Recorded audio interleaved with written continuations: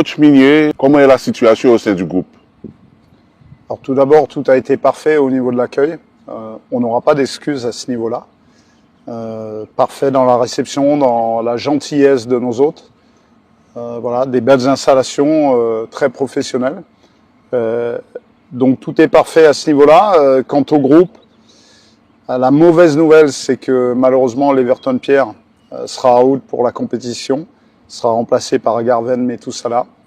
Voilà, donc évidemment dans notre vie collective, c'était un coup dur.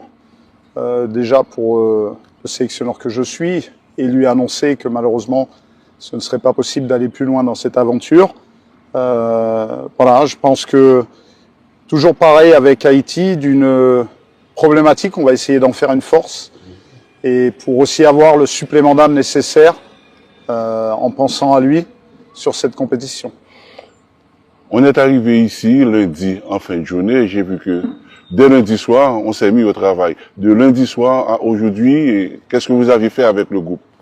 Oui, c'est le principe. On a tous rêvé de jouer ce type de compétition, à savoir une Coupe du Monde. Pour nous, c'est le Graal. Pour tout joueur de football, dès qu'il est petit, il pense à la Coupe du Monde, c'est son rêve. Et donc là, on y est. Donc il s'agit de ne pas le gavauder, de profiter de chaque instant, d'investir au maximum, parce que dans quelques semaines, il sera trop tard. Donc il faut le faire maintenant, il faut vivre pleinement l'événement, faire en sorte aussi que l'émotion ou le stress ne prennent pas le pas sur le reste. Donc c'est aussi un accompagnement à avoir vis-à-vis de nos joueurs. Quoi qu'on en dise, il y a la volonté, l'investissement, mais il y a cette connotation de stress que l'on maîtrise pas forcément. Donc ça va être à nous d'accompagner au mieux les joueurs, d'appréhender au mieux tout ça. Mais pour l'instant, je suis plutôt satisfait de la réaction de mon groupe. Les garçons sont motivés pleinement. Et voilà, maintenant on a hâte que ça commence. Réponse dans 2 jours. Ok.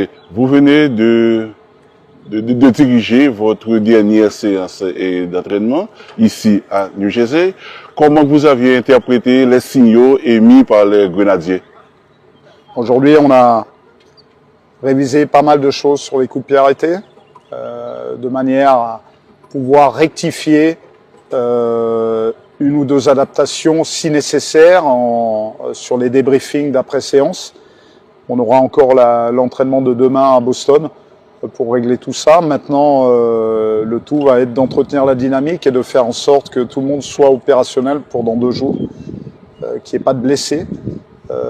Inconsciemment, le corps réagit aussi à tout ça. Il y a beaucoup, je vous l'avais dit, de stress, donc il faut prendre les précautions nécessaires. Mais voilà, le gros du travail a été effectué.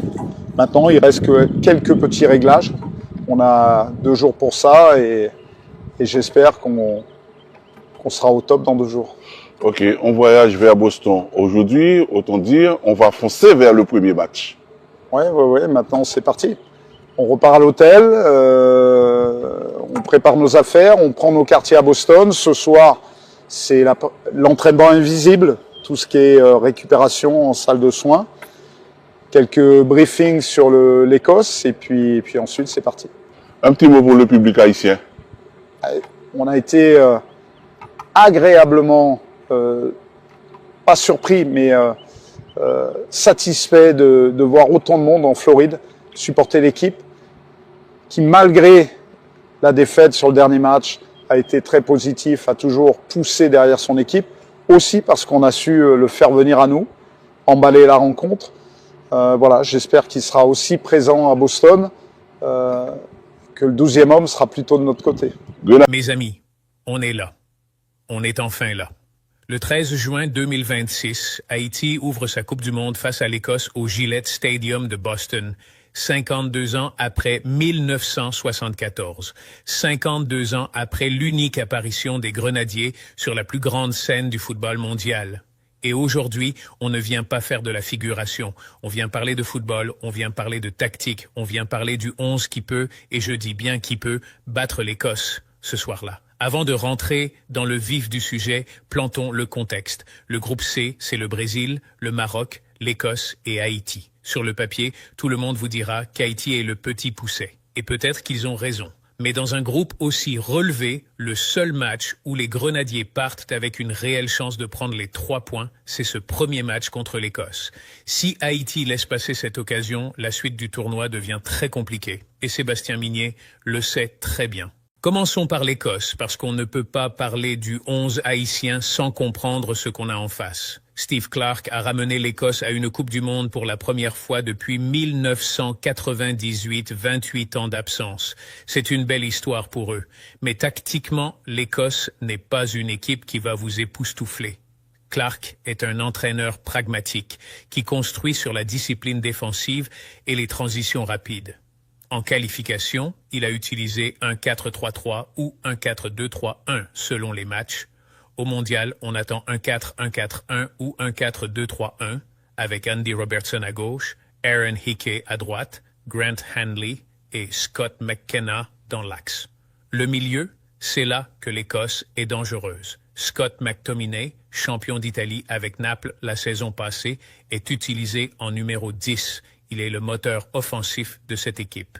John McGinn à Aston Villa, Lewis Ferguson à Bologne. C'est un milieu qui court, qui presse, qui récupère des ballons. Andy Robertson, vétéran à Liverpool avec 92 sélections, pousse beaucoup. Devant, les pronostics penchent pour Lawrence Shankland ou Lyndon Dykes, une équipe solide, bien organisée, difficile à déborder, mais pas invincible. Et surtout, une équipe qui n'a pas l'habitude de gérer la pression d'un mondial depuis 1998. Ça aussi, ça compte. Maintenant, parlons du 11 haïtien. Le 4-4-2 que Mignet devrait aligner contre l'Écosse. Dans les buts, Johnny Placide. On a tous eu peur pour lui.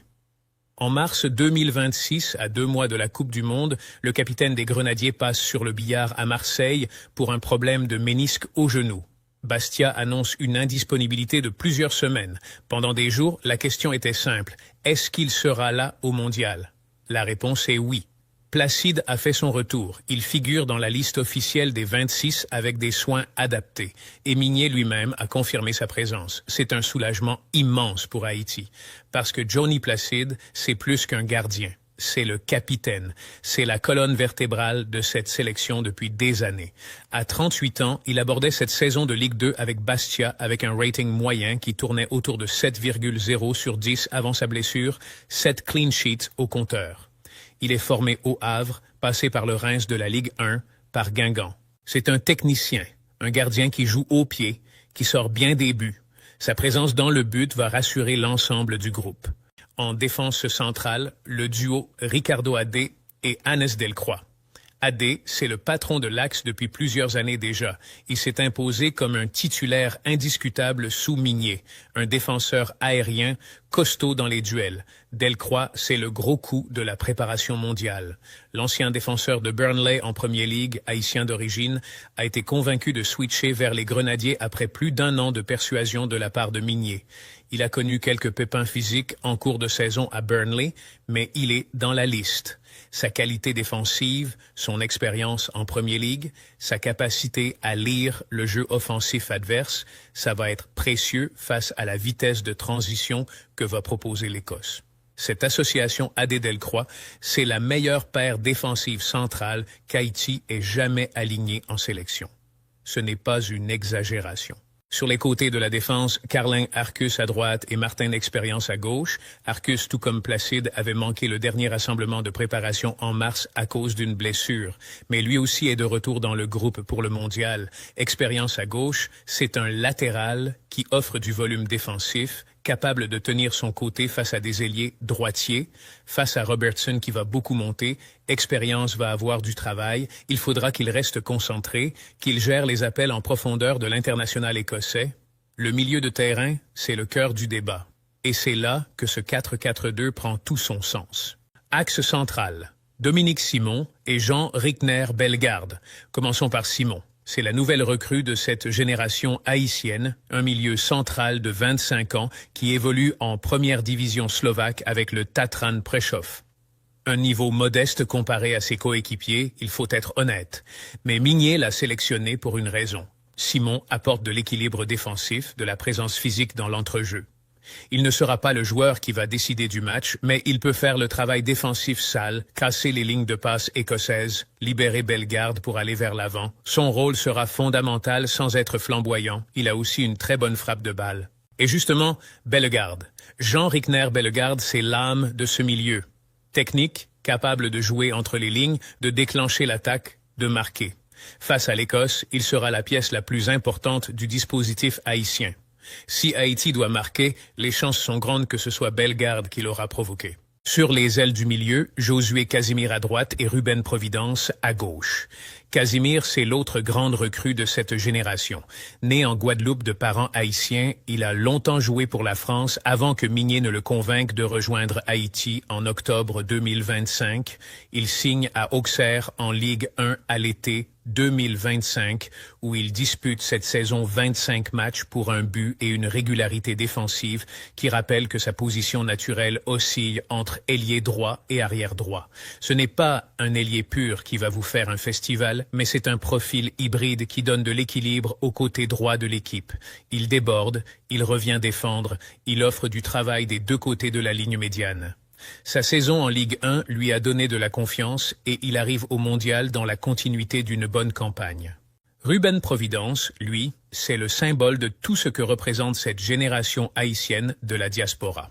Formé au PSG et à la Roma, une carrière qui tourne en Europe avec des hauts et des bas, un prêt avorté au Club Bruges, une belle période à Hartberg en Autriche, maintenant Almere City en 2e division néerlandaise. En sélection avec Haïti, il a joué un rôle clé dans la qualification. Buteur contre Aruba, il s'est montré décisif dans les moments importants. C'est un ailier gauche rapide, technique dans les petits espaces, formé aux bonnes habitudes dans des centres de formation parmi les meilleurs d'Europe. Il a 24 ans, il a faim, et ce mondial, pour lui, c'est l'occasion de montrer qui il est vraiment. Lui qui n'a jamais vraiment pu enchaîner les matchs en club cette saison. En sélection, sous la confiance de Migné, il a montré autre chose. C'est lui qui peut déclencher quelque chose sur ce côté gauche qui peut faire mal à Aroniki sur son côté droit. En attaque, le duo Wilson Isidore et Franz Di Piero. Commençons par Isidore, parce que c'est le nom qui fait tourner les têtes. Wilson Isidore, 25 ans, attaquant de Sunderland en Premier League. Son histoire avec Haïti est récente mais intense. Courtisé par plusieurs sélections, il choisit finalement les Grenadiers en mars 2026. Et dès son premier match en sélection, un match amical contre l'Islande, il marque. Sa saison en Premier League avec Sunderland, c'est 6 buts en 29 matchs dans un championnat promu qui a bataillé pour sa survie dans l'élite. Ce n'est pas astronomique, mais c'est la Premier League. Il a marqué contre Brentford, contre Aston Villa. C'est un attaquant qui mesure 1,86 m, puissant physiquement, à l'aise dans la profondeur, comme dans le jeu dos au but. Face à une défense écossaise qui va rester compacte, sa capacité à tenir le ballon, à protéger et à jouer avec son partenaire sera précieuse. Il faut aussi rappeler quelque chose qui ne doit pas être anodin. Isidore a failli ne pas être là. Il a hésité, mais a finalement fait le bon choix. Franz Di Piero, lui, c'est le vétéran de l'attaque haïtienne, 31 ans, une carrière qu'il a menée en Belgique avec Mouscron, en Ligue 2 avec Guingamp où il a inscrit 28 buts en 76 matchs, en Israël avec le Maccabi Haïfa avec qui il remporte le championnat en 2022 à 2023 et actuellement à Rizespor en Turquie. Cette saison au club, il a peu joué, souvent en sortie de banc, 0 but en championnat turc. Mais en sélection, c'est différent. Il a marqué lors des éliminatoires de la Coupe du Monde, notamment contre le Costa Rica. Piero, c'est un numéro 9 atypique, 1,94 m, puissance aérienne, mais aussi technique au sol. Ses 22 buts dans l'histoire avec Haïti font de lui l'un des attaquants les plus prolifiques jamais portés par cette sélection. Avec Isidore à côté de lui, la complémentarité est intéressante. L'un dans la profondeur, l'autre dans les duels aériens et le jeu de remise. L'Écosse aura du travail dans son axe défensif. Maintenant, ce qui me convainc dans cette composition, c'est qu'elle n'est pas construite pour résister. Elle est construite pour jouer. Le 4-4-2 de Migné face à l'Écosse, c'est un bloc défensif médian qui peut se transformer en quelques secondes en une équipe verticale et rapide. Bellegarde dans l'axe va chercher des espaces entre les lignes. Providence et Casimir vont alterner entre repli défensif et courses offensives. et devant, Isidore et Pierrot vont exercer une pression constante sur la défense écossaise, même quand Haïti n'a pas le ballon. L'Écosse sera favorite. Les bookmakers vous donneront Haïti à peut-être 15% de chances de gagner. Et alors, ces statistiques-là, c'est fait pour être contredites par ceux qui ont de l'audace. Et ce groupe a de l'audace. Il y a un dernier point qu'il faut souligner parce qu'il dit quelque chose sur la nature de cet événement.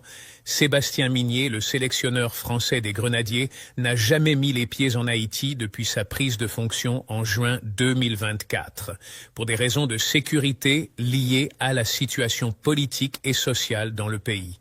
Il dirige cette équipe entièrement à distance, depuis des stages organisés en dehors d'Haïti, en convainquant des joueurs de la diaspora à adopter les couleurs nationales. Et malgré ça, il a qualifié Haïti pour sa 2e Coupe du Monde de l'histoire. C'est une réussite qui mérite d'être reconnue pour ce qu'elle est extraordinaire. Le 13 juin, au Gillette Stadium de Boston, les Grenadiers descendent sur la pelouse.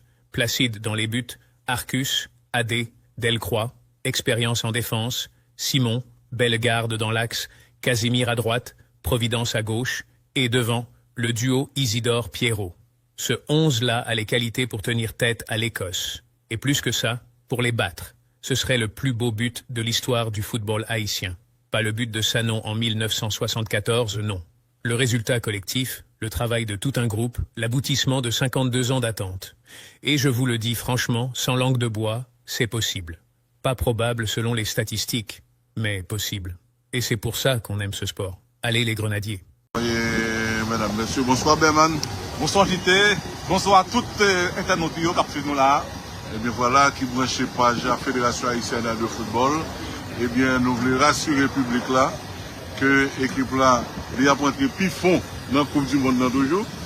Nous avons parlé de lundi, l'équipe là débarqué dans le camp de base là, il est rentré dans la Coupe du Monde là. Et bien, quand on a dirigé nous tout doucement Berman vers le premier match là qui va opposer Haïti à l'équipe écossaise là. Donc là c'est membre staff et qui a descendu. Et là, c'est médecin et chef Gigi, tout ça, membre staff médical là.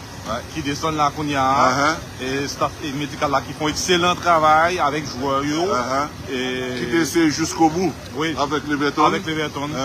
Mais finalement, ça n'a pas marché. Il faut faire pour Coupe du Monde là. Toujours d'autres membres du staff médical. Et Utiléo. Et avec un capitaine placé en tête. Bien sûr, bien sûr. En ce qui concerne les joueurs, c'est le capitaine qui premier descendre et son adjoint. Oui, bien sûr.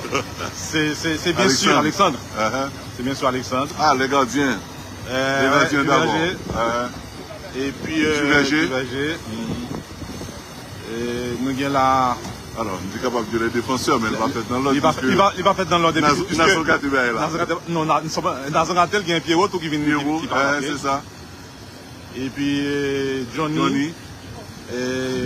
Pratiquement l'indispensable Johnny, il faut le souligner. L'incontournable. L'incontournable Johnny. Et qui descend là qu'on y a. Reste joueur. Alors, nous avons Randall, Randall qui fait tout éliminatoire avec nous, son pilier pour l'équipe haïtienne. Alors, et Berman, l'équipe a fait dernier entraînement du matin, c'est ça? Et moi-même, depuis hier, je suis deuxième entraînement, en partie premier même, je suis deuxième. Vraiment, pile détermination, pile motivation, et la cage joueur. Le coach a été poussé un peu le matin. Ouais. Et c'est un entraînement différent. C'est vrai que hier, c'est plus combinaison, circuit de passe, et t'es bon face à face. Et hier après-midi, mais jeudi, c'était du très sérieux, avec travail vidéo qui était fait sous sélection écossaise. Et puis, bien sûr, souterrain. C'est Dominique Simon. Il y a Isidore, Alfred C'était, Arcus. Dominique Simon. Et Adé. Toujours avec un box là. C'est Yonna DJ groupe là. Donc, formule là, nous connaissons, c'est descendre, monter avion et directement, monter autobus directement. Donc, c'est ça le protocole. Voilà, oui. Ah, On a encore gagné dans les qui a descendu la Kounia. ah, dans le. Oh, il y a d'autres joueurs. Dans les Woodensky, bien sûr. Ah, Dans les Woodensky. ah, Leverton, Leverton, Didson, Quito, et puis Providence. Ruben Providence. Ah. Ruben Providence. Ruben Providence. Donc voilà, et pour le On va groupe. faire encore, hein. Non, nous pas quoi encore. Là, et c'est bon. Autobus c'est Haïti et dans le mondial là, c'est ça? C'est ça. Oui, c'est l'autobus Haïti qui va dans tout le monde là. Et pour Macho, nous avons un autobus dans le camp de base, mais là, sont l'autre Oui, là, bagaille. sont l'autre bagaille. Autobus qui est identifié. Et Haïti, Grenadier, à l'assaut. Donc là, nous sommes capables de dire, et reste après-midi, hein, et nous ne pouvons pas dire libre, parce que le coach va continuer de travailler avec monsieur. Il y a un travail qui est fait Qui est fait matin, qui va le faire. Et puis il y a un joueur qui va dans le soin. Ouais. Donc demain, c'est un programme un peu chargé. Et dernier entraînement, il n'est pas prêt dans ce stade-là. Mais les joueurs vont faire reconnaissance du terrain. Et ouais. Après ça, il y a une conférence de presse de presse. Alors, nouveauté dans la conférence de presse là, c'était le coach et un joueur. C'était toujours possible de faire le coach accompagné d'un joueur. Mais on était capable de faire choix. On jouait avec le coach là, ou bien trois joueurs dans zone mixte au moment de reconnaissance du terrain. Pour coach là libérer les joueurs plus rapide, il n'y a pas qu'un joueur en conférence. Donc joueurs c'est dans visite terrain qui a fait à 16h45